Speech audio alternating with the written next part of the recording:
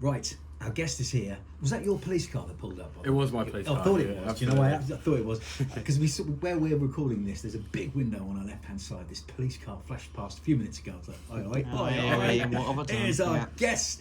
It's really nice to meet you. So please, can you introduce yourself and your job title? Absolutely. So I am PC 132 James Cullimore, and I am the Business Improvement District dedicated officer for the city centre. Okay, we talked a lot about the BID in the past, the Business Improvement District. We've had Pep on as a guest in the past to talk about the work that him and his organisation are doing to really invigorate our city centre. And there's so many different things happening. So you're kind of the police officer funded by the BID. Yep. To try and be there for city centre businesses that are facing various issues. Absolutely. If you could expand a little bit more on your role then, what's that going to look like? So, at this moment in time, it's engaging with the businesses and hearing their initial concerns. So I've done 429 visits so far in the last, or just under 2 months. 429? 429 of 281 unique businesses. So some have been visited more than once. Obviously, they're the guys that are having more issues than others. So my role really is to speak with them, talk about their current issues around the city centre. So antisocial behaviour, street drinking, shoplifting being a major one. It's a national thing at the moment. And doing partnership working with Peterborough Positive, working with the council, working with my city centre team as well, of how we can overcome those challenges and how we can improve the city centre as a whole. And I guess they've generally been positive towards you, Absolutely, yeah. It's in terms of having the Bobby on the beat in the city centre, there's Bobby on the beat. Oh no, Bobby on the beat. What a phrase! I love that phrase. Yeah. Nostalgic. Yeah. And with the custodian hat as well, so I look a bit more nostalgic as well whilst I'm going around. But yeah, for people to see that presence in the city centre, I think it's reassuring, and certainly with the businesses that I have engaged with, everyone's been really, really positive. So you talk about presence, you talked about that being reassuring for many of the businesses that you visited.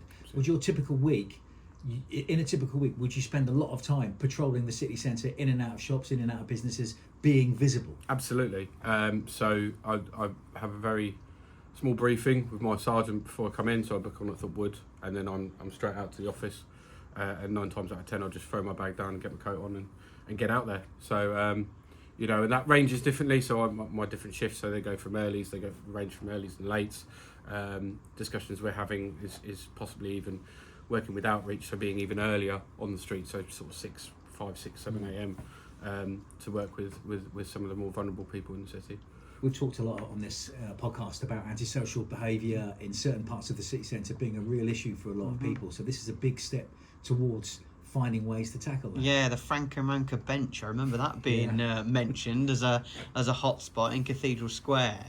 I mean, would you just like to give us an overview of crime in the city centre and sort of, because a lot of people have this perception that it's like a war zone. If you looked on social media, you'd think it was some sort of battleground, and it's not really the case, or is it? No, I don't think it's really the case. Have you never seen it? Right, if you go on Peterborough, not me, but if you're going, I'll never go in there, it's full of this, it's full of that, it's full of youths, it's full of this, that and the other, and it's not the case, is it? Well, I get there is an antisocial behaviour. Sorry, Joe, we just cut you off completely there, but I get that antisocial behaviour is an important thing to deal with, and there are people that see a lot of that going on in the city centre, particularly at night, maybe particularly at the weekend. But in terms of describing our city ever resembling a war zone, I would say it's far-fetched. Oh, it's rubbish. Yeah. What do you think, Jay? I'd agree. I think the city centre is such a concentrated area.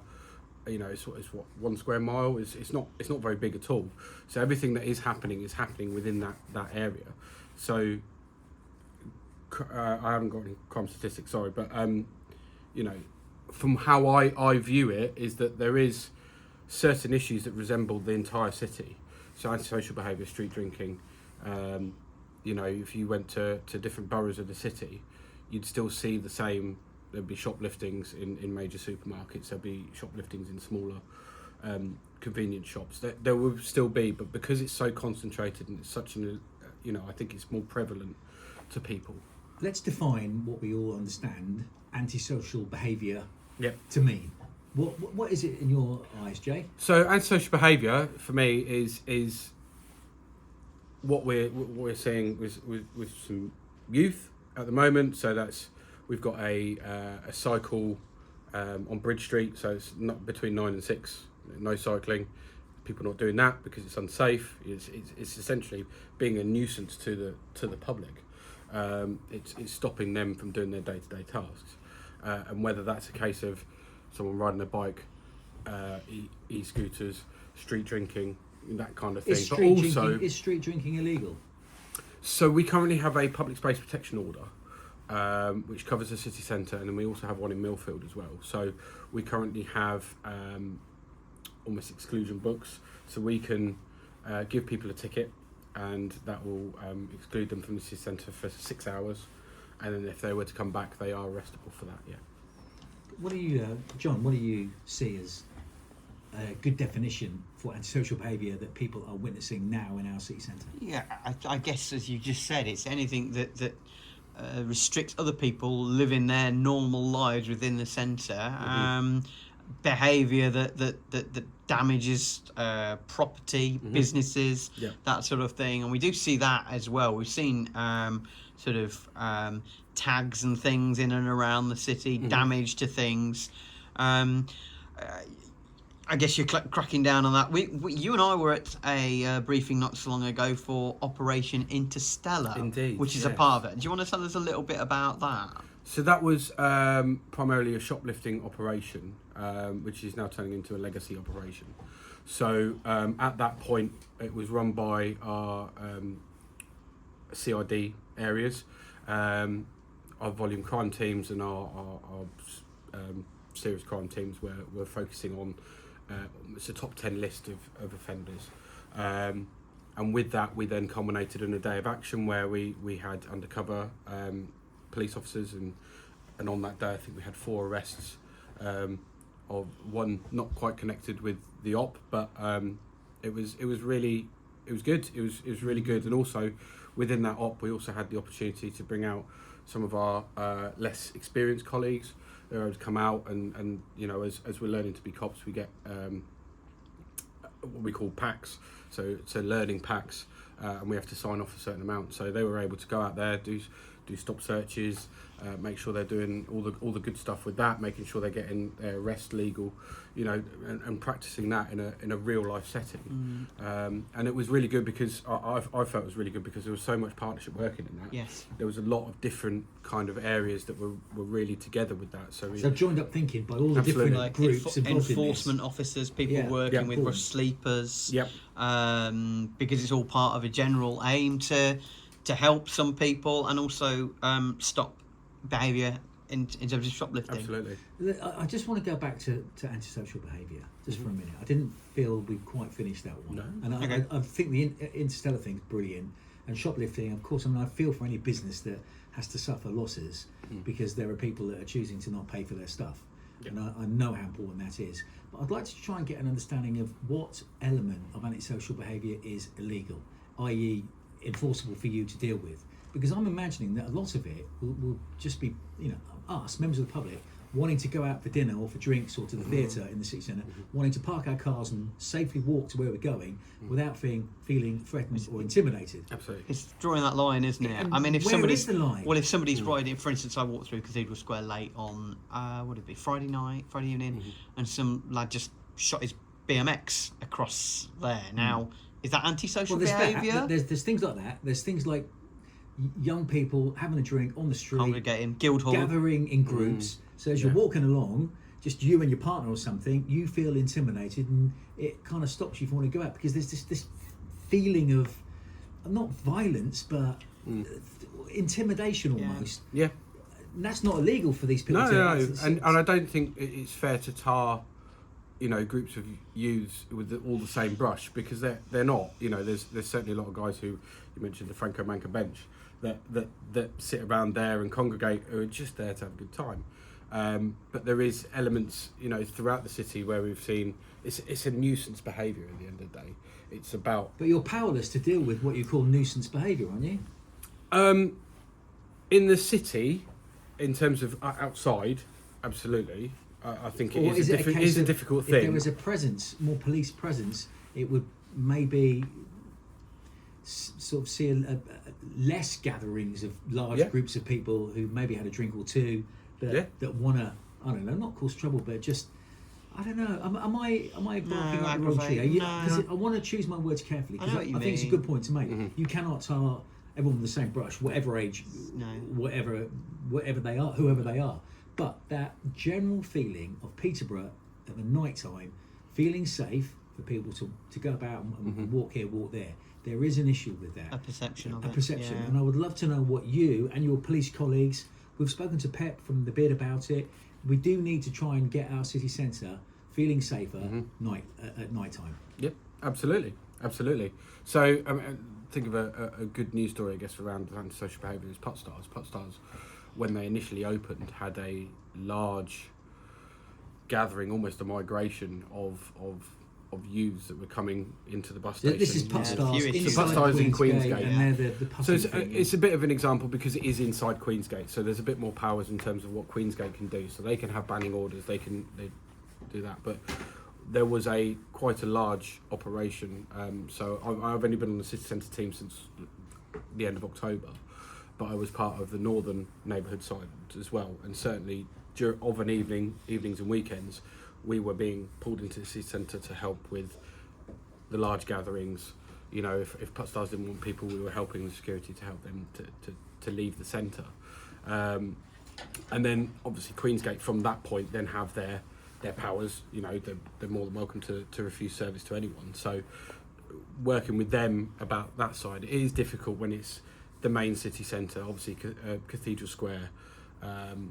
I'll be honest, over the last couple of months, so we've obviously had the ice rink there, we had a market there, which was, I felt really, really successful. And having that space that was, because it is a bit of a dead space, especially with the news that the fountains aren't going to come on again. Don't get started on the fountains. Yeah, no, fair enough. But in terms of that space, like, it could be utilised so much better.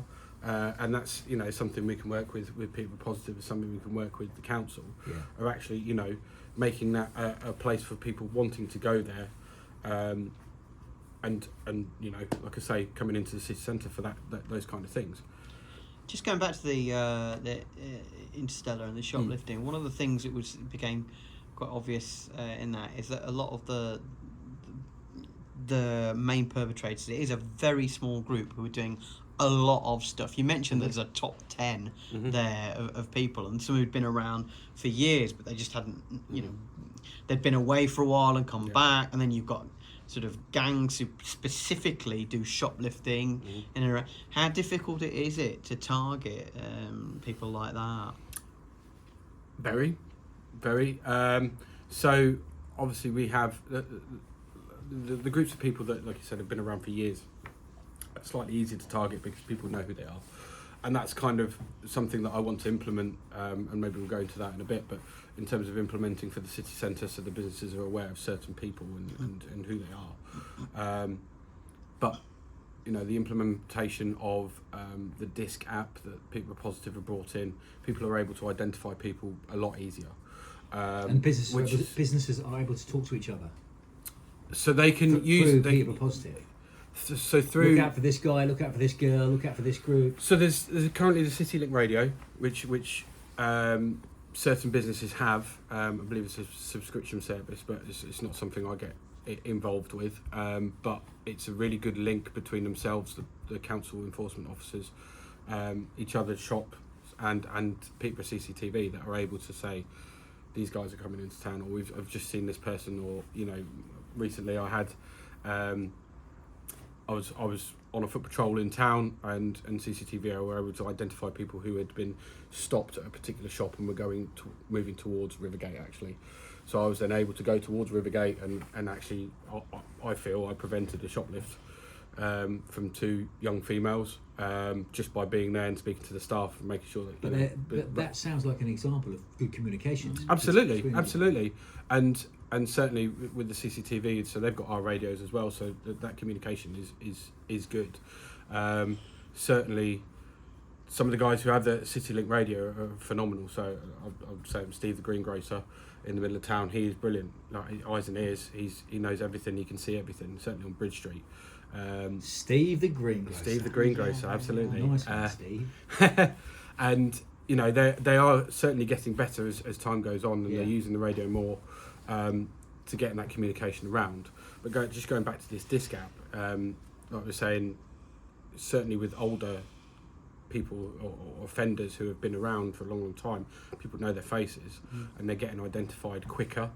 And now it's up to me to make sure that, you know, the investigation part is overseen and made sure that it's done nicely and quickly, but as thoroughly as possible, by hopefully developing statement performers, by developing nice, easy kind of step-by-step guides of how these guys, because at the end of the day, the shop owners, you know, certainly the independents are incredibly busy, and you know, there's examples of shops around the city that only have 1 or 2 staff on, and they're massive shops.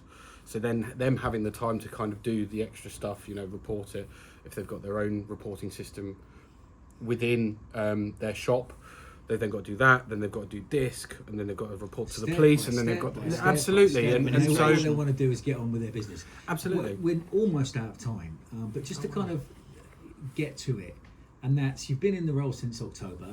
It's a really important role for the city centre.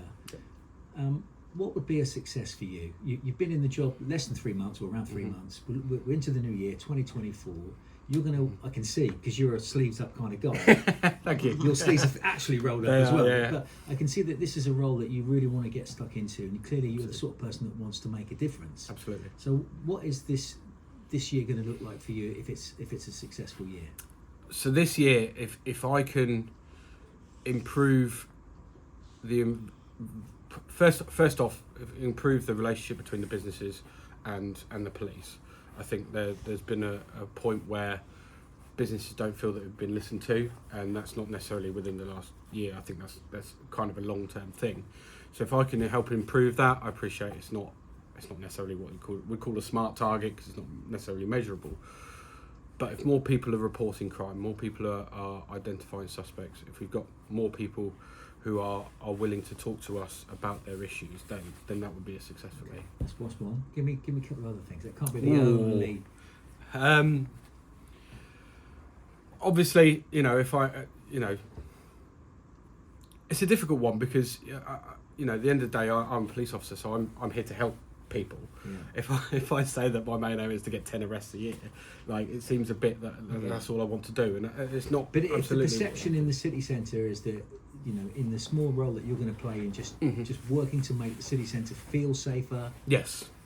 People to feel a little bit less absolutely alarmed when they're out and about, particularly in the evenings. You've mentioned the business element. Do you see anything, John, to add? I mean, the main thing is perception of the city centre. Surely that going into the city centre is a good thing to do. You're supporting local businesses while feeling safe doing it at the same time. And I guess ultimately one other thing is, and this is not your responsibility, but the safer and better the city is to trade in, the more people will come in and start trading. So you will get more shops, less empty spaces, because we do have quite a few of those. That's true. Yeah, absolutely. And that all come hand in hand. You know, once we've worked alongside the safety and security of the city, more people want to come in, and like you say, the traders will want to come in, and hopefully, you know, that will increase even more footfall. Are you enjoying it? Love it. Yeah. You can see he's loving it. Yeah. You can see that this is a role that you enjoy. Yeah, so something I've really enjoyed, and I did it when I was back on North, was the engagements, council meetings, that kind of thing. I really enjoyed this. Yeah, you're a people person. Thank you. As well as a Bobby with a police uniform. Bobby on the beat. Yeah. Great to meet you. Thank you for joining us. PC Jay Cullimore, police officer for the city centre, part of the Beard Peterborough Positive. And it's been a real delight to talk to you and to meet you. Thank you for coming in. Cheers. And that's more or less it for this episode. That'll do. That'll wrap it up, won't it? it? For the first one of 2024. Thank you for downloading and supporting and listening. It's all about being positive about the city. Apple, Spotify, TikTok as well. Loads of views on TikTok. Yeah. You're going to see a little clip of Jay Down with the youth. Oh, there you go. Yeah. No, it's not the youth, it's the youth. Youth. I'm sorry. Yeah, or young. But that's it. We've got to press stop now, and we will see you next time.